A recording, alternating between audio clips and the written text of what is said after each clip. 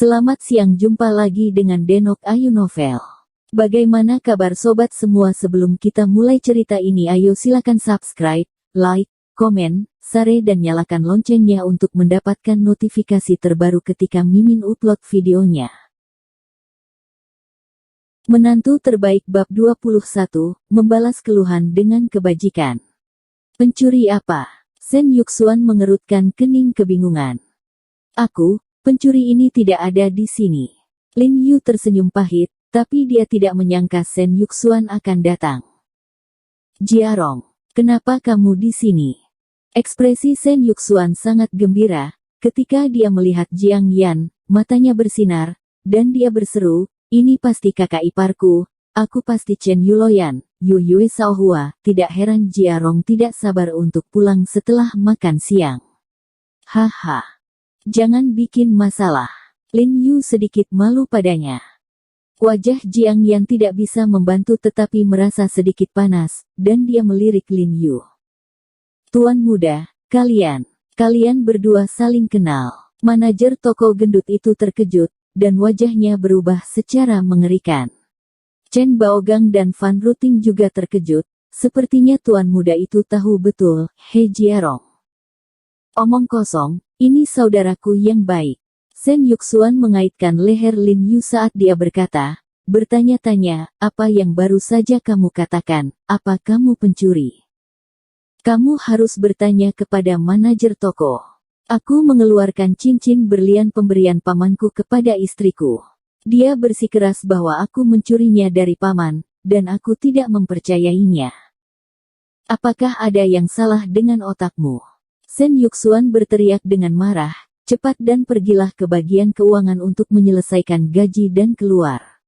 Saya tidak ingin karyawan seperti ini yang tidak membedakan antara yang benar dan yang salah dan merendahkan orang lain. Bukankah lemari besi ketua telah diretas dalam beberapa tahun terakhir? Saya pikir,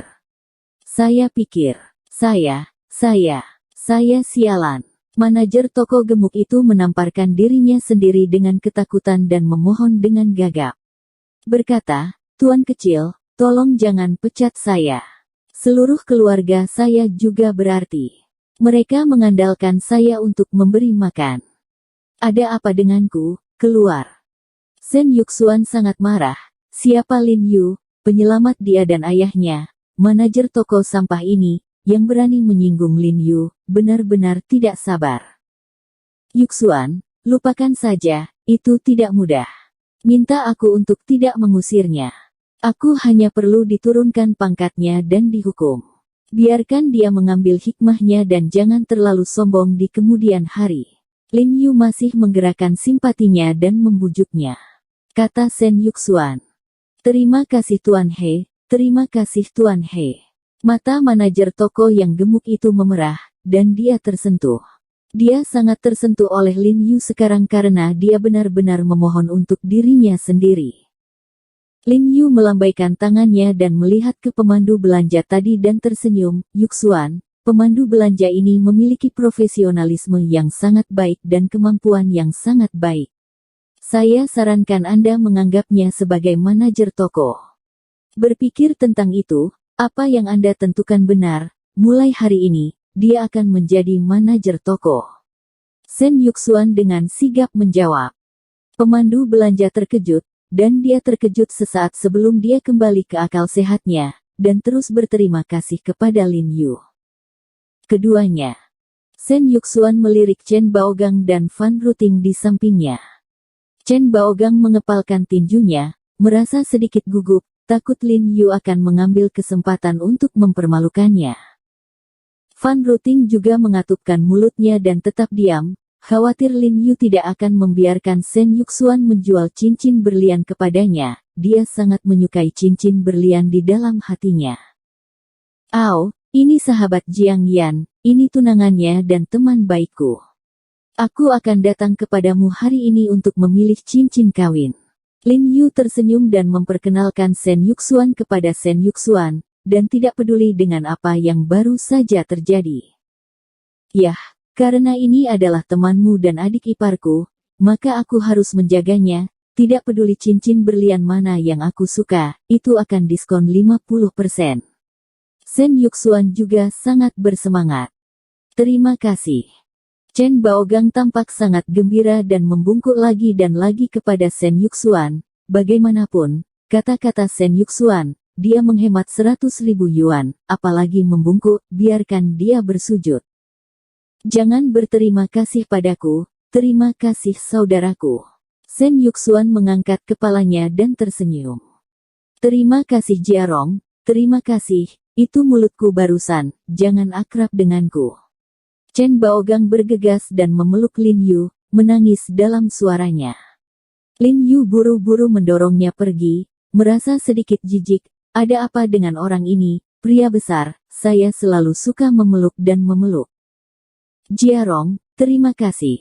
Fan Ruting juga tersenyum pada Lin Yu sedikit malu, matanya mengelak, dia tidak berani untuk melihat langsung ke Lin Yu, memikirkan kata-kata dia telah menyetrika Lin Yu sekarang, dia merasa wajahnya terbakar dengan api, dan tidak ada tempat untuk menunjukkan dirinya.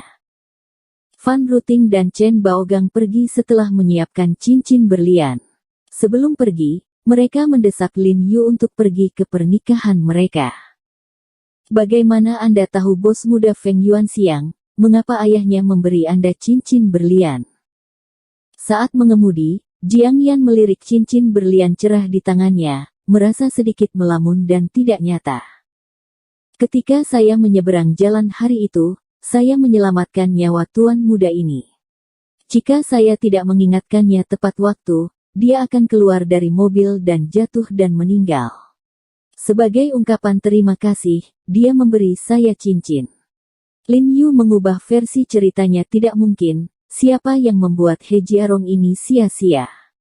Jika kebenaran ingin diceritakan, Jiang Yan harus mengusirnya dari mobil. Oh, jawab Jiang Yan, dan tidak memiliki keraguan. Suaminya tidak tahu apa-apa, dan dia hanya bisa menjelaskan alasan ini. Ngomong-ngomong, temannya mengadakan lelang di akhir pekan. Dia ingin mengundang ayah kita, kamu, dan aku. Kamu akan pergi. Lin Yu bertanya dengan lembut, lalu menambahkan, jika kamu sibuk, lupakan saja. Dia tahu bahwa bagi Jiang Yan, sungguh suatu penghinaan bagi Jiang Yan untuk menghadiri sampah bersamanya sebagai suami dan istri pada acara-acara seperti itu dengan banyak selebriti. Pergi. Siapa yang tahu kalau Jiang Yan benar-benar setuju, meski nadanya masih dingin. Lin Yu menyeringai, puas. Pada akhir pekan, Lin Yu pertama-tama pergi membantu ibunya menjual roti kukus, dan kemudian bergegas ke tempat lelang setelah makan siang. Dia menelepon Jiang Yan dalam perjalanan. Jiang Yan berkata bahwa dia dan ayahnya telah tiba. Menurut Zhou Chen, lelang ini telah disiapkan selama setahun penuh. Ada banyak produk terkenal yang dipamerkan. Ini adalah lelang ganda terbesar dan paling menarik perhatian dalam beberapa tahun terakhir. Banyak selebritas dari semua lapisan masyarakat akan berpartisipasi, dan Qinghai sebagian besar media arus utama di kota akan hadir di sana. Setidaknya di Qinghai, lelang ini telah menarik banyak perhatian. Untuk acara penting seperti itu, Lin Yu seharusnya mengenakan gaun yang lebih formal, tetapi tidak ada cukup waktu untuk membantu ibunya menjual roti, jadi dia datang ke sini dengan pakaian kasual sederhana. Ketika dia pertama kali memasuki pintu, keamanan tidak mengizinkannya masuk, jadi Sen Yuxuan keluar untuk menjemputnya. Tempat utama pelelangan didirikan di ruang konferensi terbesar di lantai 6 Hotel Abad Baru, yang juga merupakan salah satu ruang konferensi terbesar di kota Qinghai. Proses pertemuannya adalah melakukan lelang barang antik sore ini, kemudian dilanjutkan dengan lelang kasar setelah makan malam. Konon banyak pakar selebriti dari tempat lain juga melakukan perjalanan khusus. Meskipun dia telah dipersiapkan secara mental sebelum dia datang, Lin Yu masih sedikit terkejut setelah memasuki tempat tersebut. Bagaimanapun, ini adalah pertama kalinya dia memiliki kesempatan yang begitu besar sejak dia masih kecil. Seluruh ruang konferensi mencakup area seluas 2.000 hingga 3.000 meter persegi, dengan area yang luas di sekitarnya, dengan kursi di tengah, dan 2 baris makanan dingin di kedua sisinya, serta berbagai kue kering, minuman, dan minuman. Saat ini, banyak orang yang sudah tiba di venue, menikmati makanan dingin dan minum sambil mengobrol. Kakak ipar dan paman ada di sana. Zhou Chen secara khusus memesan posisi barisan depan untukmu. Shen Yuxuan membimbing Lin Yu untuk bergerak maju. Dalam perjalanan Lin Yu berjalan dari pintu ke barisan depan, semua orang di sekitarnya meliriknya dengan rasa ingin tahu, dan banyak orang masih menyeringai di mata mereka. Lin Yu sedikit malu untuk dilihat, dan dia sendiri menyesalinya. Dia tahu bahwa dia akan meluangkan waktu untuk kembali dan berganti pakaian yang layak. Para pria di aula pertemuan semuanya bersepatu formal dan semua wanita adalah gaun congsam. Hanya dirinya sendiri, celana kasual tambahkan kaos oblong. Yang membuatnya semakin memalukan adalah Shen Yuxuan tiba-tiba membantunya meniup rambutnya dan bertanya di mana dia berada, apa yang salah dengan wajah putihnya. Ketika dia berjalan ke barisan depan aula konferensi dan melihat Jiang Yan, Lin Yu tampak terkejut. Saya melihat bahwa Jiang Yan mengenakan gaun putri duyung satu bahu sutra putih hari ini, dengan bahu putih dan tulang selangka terbuka, dan rambut hitam dengan jepit rambut lembut di belakang kepalanya. Dia seksi dan gerah tanpa kehilangan keagungannya.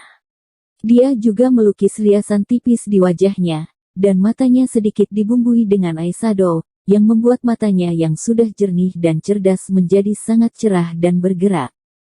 Terkejut seperti dewa. Lin Yu tidak bisa membantu tetapi melompat keluar dari kata ini di dalam hatinya, mungkin hanya kata ini yang bisa menandinginya. Matanya tidak bisa membantu tetapi tetap menatap wajah Jiang Yan sedikit lebih lama. Wanita ini benar-benar tidak cukup terlihat.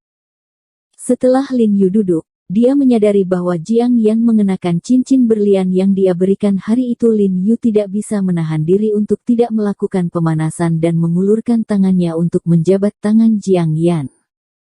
Tangan Jiang Yan sedikit gemetar, dan kemudian Lin Yu membiarkan Lin Yu memeluknya. Dengan kecantikan yang begitu besar di sini, orang-orang di sekitarnya secara alami tertarik.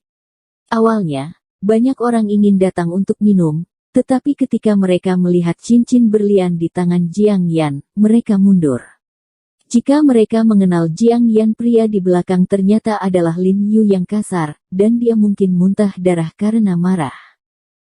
Tak lama kemudian, semua orang ada di sana, dan setelah pembawa acara memberikan sambutan pembukaan, pelelangan segera dibuka. Jiang Jingren diam-diam mengulurkan 3 jari ke Lin Yu dan berkata, aku membawa 3 juta yuan tanpa memberitahu ibumu. Jika kamu melihat hal-hal yang baik, ingatlah untuk mengingatkanku. Ayah, bagaimana dia bisa melihat apapun, datang sendiri, dan Sansi akan menyalahkannya ketika kamu melihat ke belakang. Jiang Yan berkata tanpa daya. Lin Yu tersenyum dan tidak mengatakan sepatah kata pun. Dia berpikir bahwa lelaki tua ini cukup luar biasa. Setelah mengambil begitu banyak uang, jika dia memiliki sesuatu yang cocok nanti, dia pasti bisa melakukannya. Tapi 6 koleksi pertama semuanya ludes, dan tidak terlalu cocok, entah harga akhirnya jauh lebih tinggi dari 3 juta, atau beberapa koleksi biasa dengan premi yang serius. Setelah kelompok pertama, akan ada istirahat setengah jam untuk memfasilitasi diskusi dan pertukaran. Seorang lelaki tua di antara kerumunan itu sangat populer, banyak orang di sekitarnya mengelilinginya, memegang beberapa koleksi di tangannya, dan terus bertanya kepadanya. Ini adalah ahli tua terkenal bernama Tao, yang mengkhususkan diri dalam kaligrafi dan lukisan serta program penilaian CCTV. Dia adalah tamu tetap. Lin Yu telah menonton acaranya beberapa kali, dan levelnya memang bagus. Tao Lao, tolong bantu saya melihat kaligrafi dan lukisan saya. Pada saat ini, suara yang dikenal datang. Lin Yu mendongak dan menemukan bahwa Zhu Zihua yang menggunakan Maserati untuk mengakui Jiang Yan ke klinik terakhir kali. Sambil berteriak, dia pergi ke kerumunan, memegang sepasang kaligrafi dan lukisan Huang Jin di tangannya. Melihat kaligrafi dan lukisan di tangannya, mata Lin Yu berbinar dan dia segera membungkuk. Setelah Zhu Zihua masuk, dia memberikan kaligrafi dan lukisan itu kepada Lao Tao dan berkata, "Lao Tao, ini adalah kaligrafi dan lukisan yang saya beli seharga 600.000 yuan. Konon katanya keluar dari keluarga kerajaan. Bisakah Anda tunjukkan?" Ketika Tao Lao melihat kaligrafi dan lukisan itu, dia membuka lukisan itu dan melihatnya dengan hati-hati sebentar, lalu tersenyum dan menggelengkan kepalanya, dan berkata, "Dari sudut pandang brokat ini, lukisan ini memang dari keluarga kerajaan dinasti Ming. Tapi level lukisan ini terlalu biasa. Itu murni tipu muslihat. Lukisan semacam ini tidak jarang di pasaran, jadi tidak bisa dijual dengan harga yang terlalu tinggi. Dibatasi 100.000. Hehe, terima kasih Tao Lao atas nasihatnya. Saya pikir penglihatan saya baik-baik saja. Saya tidak menyangka belajar tidak ada habisnya. Karena tidak sepadan dengan uangnya, saya akan memberikannya kepada salah satu orang yang hadir." Setelah Zhu Zihua selesai berbicara, dia mengangkat lukisan itu dan melemparkannya ke kerumunan seorang saudara seperti dia. Dia tidak memperlakukan uang kecil ini sebagai uang sama sekali.